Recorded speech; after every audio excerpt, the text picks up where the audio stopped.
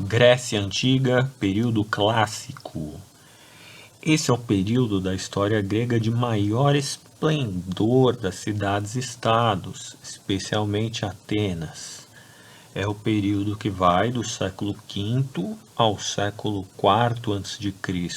Então, lá por volta de 400 até 300 a.C.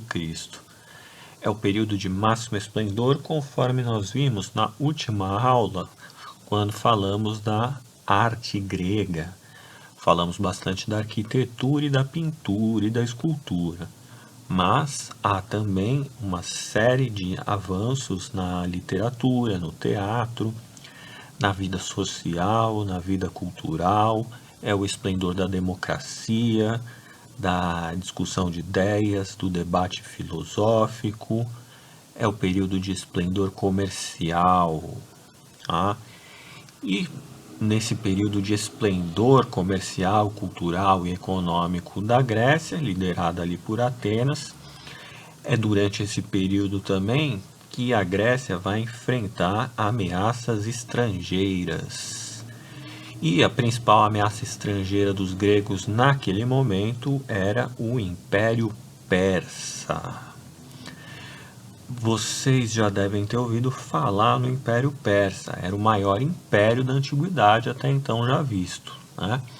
E esse Império Persa era um império que abrangia os territórios do que hoje nós conhecemos como Irã, mas o território persa não se limitava apenas ao Irã. O território persa ele era expansionista, né? Era um império expansionista e o Império Persa tinha um exército altamente poderoso e um exército formado por uma série de povos que os persas iam conquistando. Os persas tinham uma política de estabelecer alianças e permitir a liberdade de expressão e a liberdade religiosa sobre os povos que dominavam. Então, por exemplo, os persas dominavam a Mesopotâmia. Quando eles dominavam a Mesopotâmia, eles permitiam que os deuses sejam cultuados, né? Que a cultura seja respeitada, a língua seja respeitada. Mesma coisa no Egito, né? Mesma coisa ali na Fenícia, né? Então, os persas eles tinham essa política de tolerância cultural e religiosa, né? Lembrando que os persas eles praticavam uma religião conhecida como zoroatrismo, que é uma religião onde você não tem vários deuses, mas você tem duas entidades. Uma entidade representa o bem e a outra entidade representa o mal. Então os persas eram maniqueístas, eles tinham uma divisão clara do bem e do mal, e duas entidades sobrenaturais representavam elas, né? Inclusive essa religião que é dualista, né? Ela vai influenciar muito o pensamento judeu, o pensamento hebraico, né? Onde se define muito bem o judaísmo é a única religião do mundo antigo que é monoteísta, né? Acredita em um só Deus. E nas escrituras do Antigo Testamento ou da Torá, há muito claro essa divisão entre bem e mal. Dizem que é influência do zoroatrismo persa, inclusive, né? Pois bem, então os persas eles também eram fortes militarmente, tinham um território enorme, eles permitiam liberdade cultural e religiosa para os povos que dominavam, e eles administravam esse império vasto deles nas regiões administrativas chamadas satrápias, né? Muito poderoso. Pois bem, esse grande exército persa ele ameaçava com seu expansionismo os gregos, né? Se você olhar no mapa, pode dar uma pausa aí, dar uma olhada no mapa da antiguidade. Você vai ver que os persas, conforme eles vão se expandindo para o leste, vai chegar uma hora que vai encontrar ali com a fronteira da Grécia, né? E aí os persas começam a bater ali nas portas dos gregos. E aí, o que os gregos vão fazer? Né? Vão entrar em guerra, né? E essas guerras são chamadas de guerras médicas. Guerras médicas porque o nome vem de Medos. Os persas antigamente eram chamados de Medos, ou os habitantes da Medeia, né, que era, na verdade, a Pérsia na antiguidade, como era chamada. Tá? Então, por isso a gente dá o nome de guerras médicas. E essas guerras, houveram 3 guerras, né? Houve 3 guerras médicas. A primeira é a Batalha de Maratona, que acontece em setembro de 490 a.C., né? E nessa batalha, os gregos vão sair vitoriosos, né? O imperador persa na época era o Dario I, ele vai enviar 50 mil soldados para a região de Maratona, né, que é onde vai se desenrolar o conflito, e os gregos com 11 mil soldados, eles conseguem vencer os persas devido a uma vantagem, a condição geográfica, né?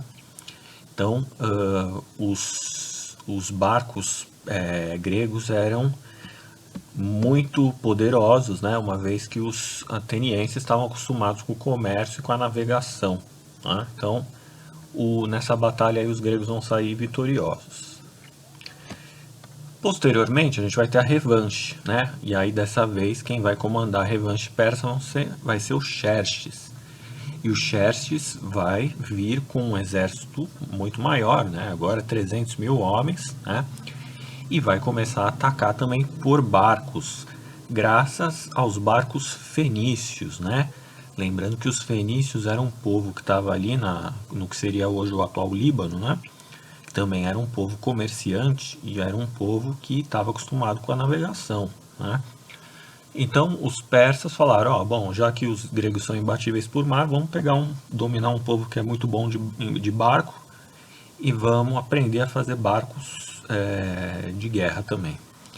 E aí os persas tomam os fenícios, né, dominam a região dos fenícios e começam a atacar novamente os gregos, né?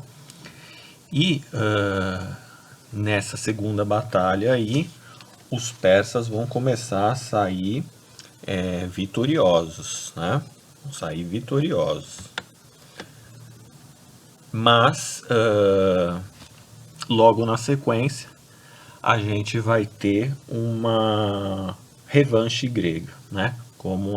Que seria o terceiro conflito das guerras médicas, né? E nesse terceiro conflito aí, os gregos agora vão vão formar uma aliança entre as cidades e vão pedir ajuda para Esparta, né? Atenas vai pedir ajuda para Esparta, que era, como já vimos ali, a cidade-estado mais poderosa militarmente, né? E nesse terceiro conflito, nós vamos ter a vitória grega, né? E essa vitória grega aí, ela conta muito com a participação de Esparta. Esparta tem um papel decisivo nessa batalha. E, além disso, a gente tem também um informante persa, né, um espião persa, que estava ali na Grécia, estava, né, acompanhando a movimentação dos gregos, e havia informado o imperador persa, que no caso era o Xerxes, né, de que havia uma movimentação dos gregos por terra, para que eles estavam esperando os persas ali por terra, né, e que era só os persas virem para o conflito, né, que o mar estava vazio, então, portanto, sobre terra os persas teriam maior vantagem. Só que esse informante, no final das contas, ele passou a informação errada de propósito, e acabou atuando do lado dos gregos. Quando ele disse para os persas atacarem por terra, o Xerxes foi lá, acreditou e partiu com seu exército em direção por terra, em direção a Atenas. E enquanto isso, as forças espartanas e atenienses tinham se deslocado para o norte em suas embarcações, como de costume, e aproveitaram que o exército estava na terra, cercaram por mar a cidade e massacraram os persas comandados ali por Xerxes, né? Então, nessa terceira guerra, né, quem sai vitorioso de vez são os persas vitoriosos, são os gregos vitoriosos sobre os persas, né? Aqui temos que fazer uma correção, né? Terceiro conflito. Antes desse, segundo conflito. Opa. Segundo conflito, ele teria ocorrido com a vitória persa. Terceiro conflito, vitória grega. Ok? Corrigindo os slides aqui então. Muito bem. E o que vai acontecer depois dessa vitória? A partir daí, nós vamos ter a Grécia está livre dos persas, e quem é que venceu a guerra? Atenas reivindica para si, né, a hegemonia agora sobre toda a Grécia. Atenas diz assim, ó, a gente liderou a guerra contra os persas, a gente que organizou as finanças, a gente que organizou o exército, né? Esparta foi poderosa, tudo bem, mas ela tem que ficar submetida a Atenas, né? Já os espartanos vão dizer o seguinte, ó, o que é isso? A gente participou aí, a gente teve um papel decisivo na vitória sobre os persas, e agora Atenas quer dominar tudo aqui na Grécia, né? Como é que vai ficar? Aí Atenas responde, bom, mas a gente é que organizou, né? A gente que a secretaria, a tesouraria da guerra ficou toda aqui em Atenas, né? Então é normal que as riquezas que a gente conquistou dos persas fiquem aqui concentradas em Atenas, né? E mais, nós atenienses somos mais poderosos economicamente e mais avançados politicamente, porque somos democráticos, e vocês ainda estão ali, né, na aristocracia. E os espartanos, pô, mas o que é isso, né? Não está certo isso. Vai se criar um mal-estar entre Atenas e Esparta, né? E esse mal-estar vai começar a gerar alianças, né? E aí Esparta vai falar o seguinte, então tá bom, eu vou me afastar de Atenas aqui, das nossas relações diplomáticas, que seja, eu vou formar minha própria liga. E Esparta vai formar a Liga do Peloponeso, que é um conjunto de alianças com outras cidades próximas ideologicamente a Esparta, né? E aí a Grécia vai começar a se dividir, né? Primeiro a gente vai ter a Liga do Peloponeso, né, liderada por Esparta, e aí Atenas vai construir, em resposta à Liga do Peloponeso, uma outra liga chamada Liga de Delos, né? E aí a gente vai ter as duas ligas em conflito, né? Vamos colocar aqui, Liga de Delos, liderada por Atenas, tá? E aí esse conflito vai ter início lá em 431 a.C., com a Guerra do Peloponeso, né? E essa Guerra do Peloponeso, ela vai ser violenta e vai mobilizar todas as cidades e estados da Grécia, tá? E ela vai durar mais de 20 anos, e quem vai sair vitorioso dessa guerra vai ser a cidade de Esparta. Esparta vai se tornar a cidade mais poderosa da Grécia, né? e vai começar a ter a hegemonia sobre todas as outras cidades, né? Então Esparta agora toma de Atenas a preponderância política e militar sobre a Grécia. Acontece que os atenienses vão querer revanche, né? E Atenas vai ficar ali, vai tentar se reorganizar, né? Inclusive vai fazer uma nova guerra com Esparta, que vai enfraquecer a cidade de Esparta, mas ainda assim Esparta vai sair vitoriosa, tá? E as duas cidades vão ficar muito fracas, e quem vai se aproveitar dessa fraqueza vai ser a cidade de Tebas. E aí Tebas, enfim, vai colocar fim à hegemonia de Esparta, né? E aí Tebas agora tem o domínio de tudo, só que Esparta vai ficar ressentida e vai chegar para Atenas e vai falar o seguinte: lembra aí que a gente estava em conflito? Pois é, a gente brigou e não deu em nada, porque agora quem está no poder é Tebas. Que tal se a gente se unir para enfrentar os tebanos, né? E aí Esparta e Atenas vão fazer uma aliança para derrotar Tebas.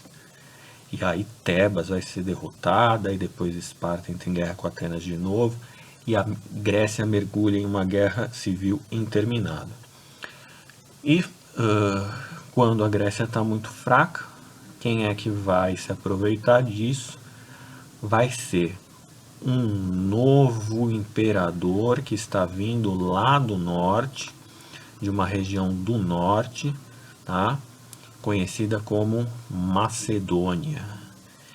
E os macedônicos, liderados por Filipe II, vão olhar para aquele conflito, para aquela guerra civil dentro da Grécia e falar o seguinte: agora é a nossa vez. E aí Filipe II invade, conquista a Grécia, se instala na cidade de Atenas e coloca lá o seu filho, Alexandre, para ser educado segundo a cultura grega, segundo a filosofia grega, e prepara ele para ser um novo imperador da Macedônia, onde ele deveria conquistar a Grécia e expandir o seu território. E esse menino, educado por nada mais nada menos do que o filósofo Aristóteles, se chama Alexandre o Grande. E Alexandre o Grande vai expandir seu território para além das fronteiras gregas, vai chegar lá na porta dos persas, vai passar pelo Egito, vai dominar o Egito, vai passar pela Mesopotâmia, vai dominar a Mesopotâmia, vai passar pela Pérsia, vai dominar toda a Pérsia e vai bater quase ali na porta com a Índia, né? Então Alexandre o Grande, ele vai pegar essa cultura grega, esse mundo grego aí, vai expandir territorialmente com ele e vai misturar a cultura grega, a filosofia grega, o saber grego, com a cultura oriental, dos persas, dos mesopotâmicos, né, dos egípcios. E aí a gente tem início ao chamado período helenístico da história, né, que é o período que vai durar aí alguns anos, né, até que esse império aí seja conquistado posteriormente por Roma, né? Mas aí já é um outro episódio. O que é importante a gente reter desse Império Macedônico é que ele é um império culturalmente sincrético. Ele mistura o Ocidente com o Oriente. E nós vamos ver um pouco mais disso na próxima aula.